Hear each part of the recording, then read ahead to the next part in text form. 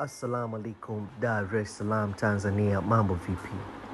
Ndugu yangu, leo nipo Kigamboni, Kibada, Mwera. Nakuletea nyumba inayouzwa milioni 17. Imagine.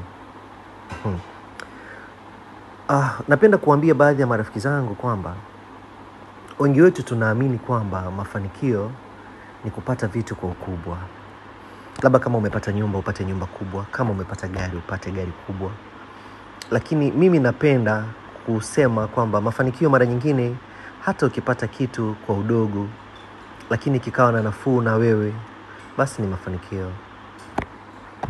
Kwa maisha yetu tunavyopambana, nyumba za kupanga, niamini Mungu akikujalia nyumba kama hii, wewe ni miongoni mwa watu ambao umefanikiwa.